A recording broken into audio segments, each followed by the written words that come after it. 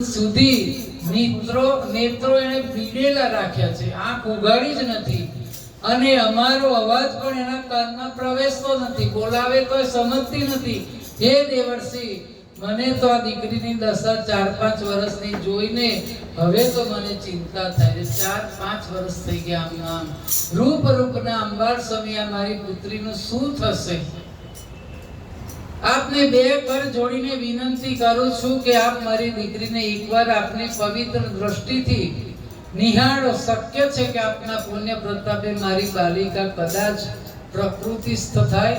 અને હું આશ્ચર્યચકિત થઈને નારદજી વૃષભજીને કહે છે કે અંતઃપુરમાં ગયા અને ત્યાં જઈને સૂતેલી બાળાને જોઈને આનંદની સીમા વટાવી ગયા કે પૃથ્વીલોક તો શું પણ બ્રહ્મલોક, રુદ્રલોક, ઇન્દ્રલોક અને આવી કોઈ રૂપ જોયું જ નથી. અને ખુદ પાર્વતીજી, લક્ષ્મી, સરસ્વતી, કાંતા, વિદ્યા એવી સુંદરીઓ પણ આ બાલિકાની આગળ કઈ જ નથી. તો હવે એમને ખાતરી થઈ ગઈ કે કદાચ આ રાધાજી હોય અને તેમણે વૃષભાનજીને કહ્યું છે કે તમે અંતઃપુરમાં હું જાઉં પછી તમે બહાર થોડી વાર નીકળી જાઓ, મને કદાચ એક વાર નજરે નિહાળવા દો. વૃષભાનજી કે ભલે. વૃષભાનજી બહાર આવ્યા છે, એકાંત મળ્યો છે ને ત્યાં રાધિકા સહસ્ત્ર નામનું સ્તવન ચાલુ કર્યું અને કહેવા માંડ્યું કે હે દેવી, આપના નેત્રોમાંથી નિત્ય નવીન સુખ વર્ષા થઈ રહી છે.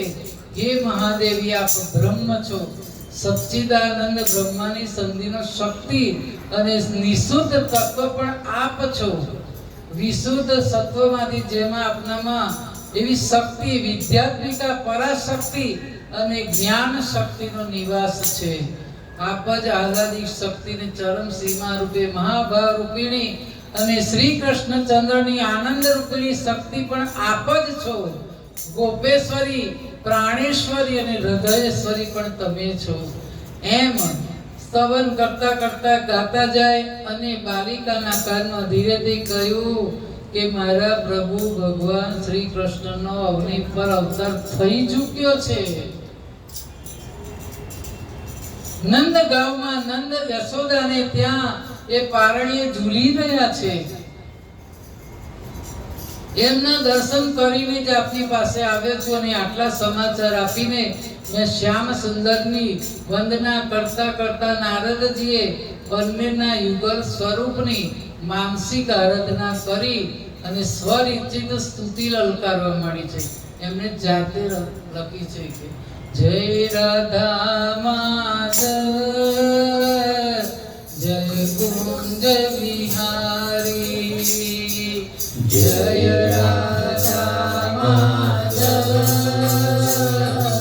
જય કુંજ વિહારી, જય ગોપી જન વલ્લભ, જય રાસ વિહારી, જય રાધા